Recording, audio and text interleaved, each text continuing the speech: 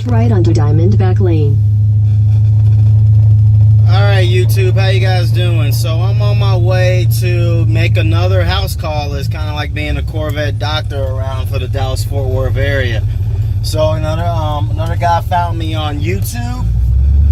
He has a 2005 C6 Corvette, and it is not starting. Diamondback Lane for half a mile. So he has tried to,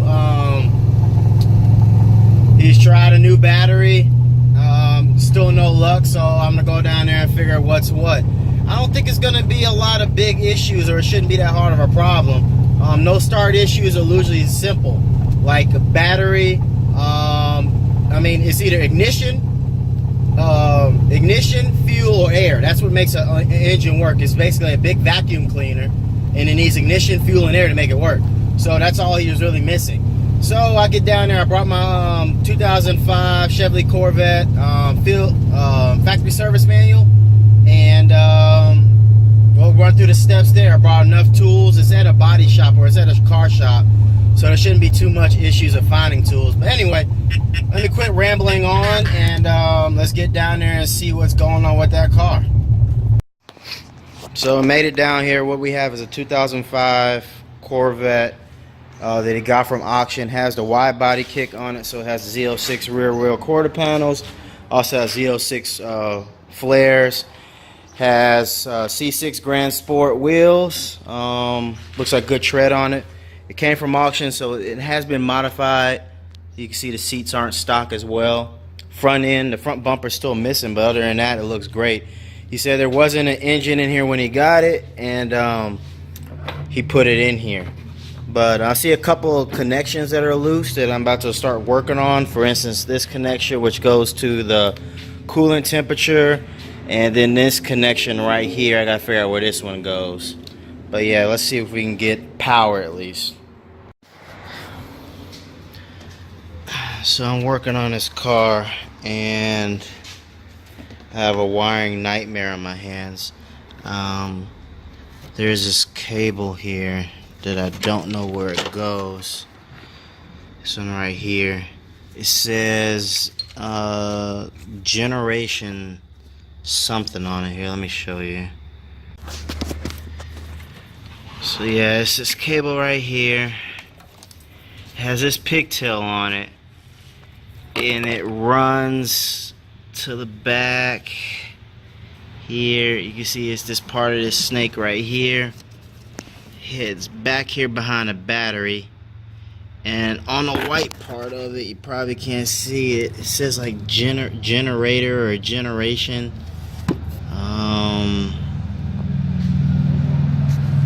Can you focus?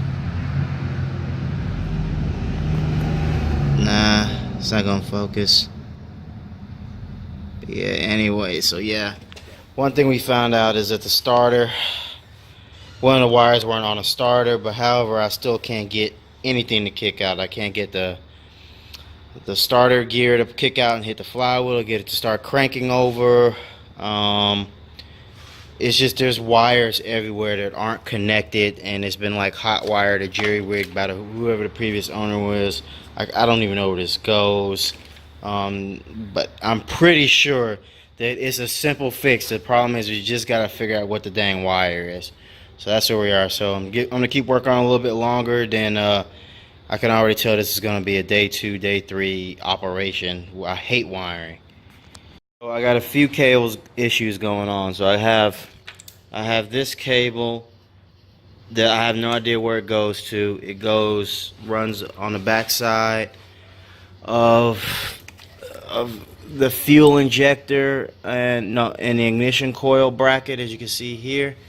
It's been spliced in. It goes to the other side, and it comes back on the other side's ignition wires,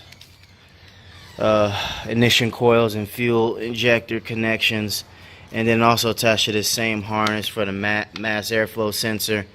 I also don't know where this goes. There's this other cable that we talked about earlier that was dangling down underneath. I don't know where that goes either. some other notes that I was observing, so I can go back and look in it, is that when the fob is away from the car, the car's supposed to tell you no fob detected, and the car's not gonna run or it's not gonna start. However, when I move the fob far away from the car, it still acts the same way, which means it goes into accessory mode, and that's it. So it's a whole bunch of stuff, little things that I don't know if they're all connected, and the only thing I can really think of is to start tackling one at a time. There's also the shift to reverse. That's not working. It doesn't seem like I can shift the manual into reverse as well. So yeah, that's also going on. So there's a whole lot of things. So one reason is if you can't shift it into reverse, what I just read online, is that the battery will constantly stay on. It'll just keep draining down. So since I can't shift into reverse, I just disconnected the battery. So that's also going on. I'm gonna try to hit up my buddy Corey, who's the C6 expert, the Corvette expert, and let him know what I got going on here, and let him know what, show him some pictures, and then kind of go from there and see what we can come up with. Yep, that's the end for this segment. Thank you for watching.